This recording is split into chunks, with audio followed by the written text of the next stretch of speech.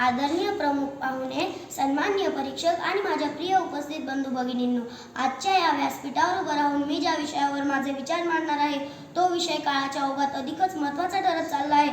उत्तम नागरिक घडवण्यात संस्काराची भूमिका. माणूस जन्माला येतो तेव्हा तो कोऱ्या पाटीसारखा असतो. त्यावर पहिली रेघ ओढली जाते. ती जर सरळ, स्पष्ट आणि मूल्यांनी भरलेली असेल तर आयुष्याचं चित्र सुंदर होतं. पण जरी रेघच विस्कळीत झाली तर पुढचं चित्रही गोंधळाचं होतं. म्हणूनच संस्कार म्हणजे केवळ शिकवण नव्हे तर जीवन घडवणारी शक्ती आहे. संस्कार म्हणजे काय? संस्कार म्हणजे उपदेश नव्हे तर आचरणातून उमटणारी शिकवण. संस्कार म्हणजे फक्त असं कर किंवा तसं करू नको एवढंच नाही, तर कसं जगायचं, कसं वागायचं आणि कसं माणूस बनायचं याची सतत चालणारी प्रक्रिया आहे. आईच्या कुशीतून मिळणारं प्रेम, वडिलांकडून मिळणारी शिस्त, मोठ्यांचा सन्मान, लहानांवर माया, सत्याची कास आणि परिश्रमाची सवय हे सगळं मिळूनच संस्कार घडवतात.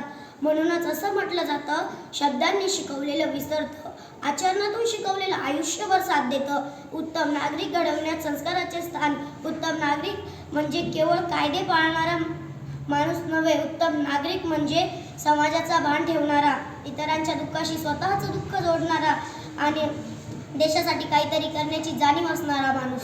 ती अशी नागरिकत्वाची भावना कुठून येते? ती कुठल्याही समाजात हळूहळू रुजते. घरात जर सत्य बोलण्याला महत्त्व दिलं गेलं तर मूल खोटं बोलायला घाबरत नाही, ते खोटं बोलण्यालाच नकार देतं. घरात जर श्रमाचा सन्मान असेल तर मूल कोणतंही काम कमीपणाचं समजत नाही. संस्कार माणसाला जबाबदारी शिकवतात. वाहतुकीचे नियम पाळणं, स्वच्छता राखणं, स्त्री पुरुष समानतेचा आदर करणं हे सगळं संस्काराचंच प्रतिबिंब आहे. आताची पिढी आव्हाने आणि वास्तव. आज आपण आताची पिढी म्हणतो तेव्हा अनेकदा तक्रारी ऐकू येतात. ही पिढी ऐकत नाही, संस्कार विसरत आहे, मोबाईलमध्ये गुंतले आहे. पण प्रश्न हा आहे की ही पिढी वाईट आहे का, की आपण तिला योग्य दिशा देण्यात कमी पडत आहोत? आजची पिढी हुशार आहे, तंत्रज्ञानात पुढे आहे, पण तिच्या हातात माहिती आहे, मार्गदर्शन कमी आहे. तिला बोलायचं आहे पण ऐकून घेणारे कमी आहेत. संस्कार शिकवताना आज उपदेश उपयोगी पडत नाही. आजच्या पिढीला हवाय संवाद, समजून घेणे आणि विश्वास. कारण हुकुमशाहीने माणूस दवडला जातो, संवादाने माणूस घडतो. संस्कार आणि तंत्रज्ञानाचा समतोल. आजचा काळ डिजिटल आहे. मोबाईल, इंटरनेट, सोशल मीडिया हे सगळं टाळता येणार नाही, पण याच तंत्रज्ञानाचा योग्य वापर, शिकवण हेच आजचं संस्कार कार्य आहे. तंत्रज्ञानात जर संस्काराशी जोडलं गेलं तर ते प्रगतीचं साधन ठरतं, पण संस्काराशिवाय तंत्रज्ञान मिळालं तर ते दिशाहीन बनतं.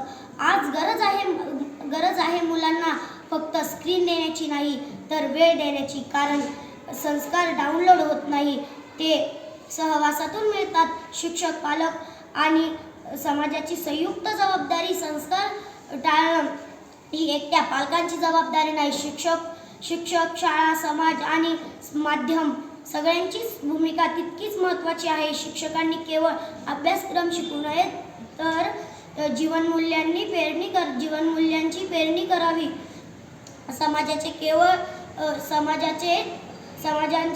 समाजाने केवळ टीका न करता तर योग्य उदाहरण निर्माण करावं. कारण मूल ऐकतात कमी पण पाहतात जास्त. शेवटी एवढंच सांगावंसं वाटतं, उत्तम नागरिक घडवायचे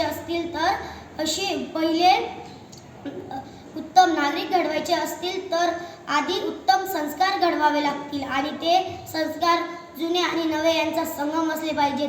आताची पिढी दोषी नाही, ती फक्त दिशेच्या शोधात आहे. तिला बोट दाखवण्यापेक्षा तिचा हात धरून चालण्याची गरज आहे. कारण संस्काराची मशाल हाती दिली नाही तर पिढी अंधारात हरवत नाही. ती प्रकाश बनते आणि सूर्य उजळवते. याच विश्वासाने याच आशेने मी माझं भाषण इथेच थांबवते. जय हिंद, जय महाराष्ट्र.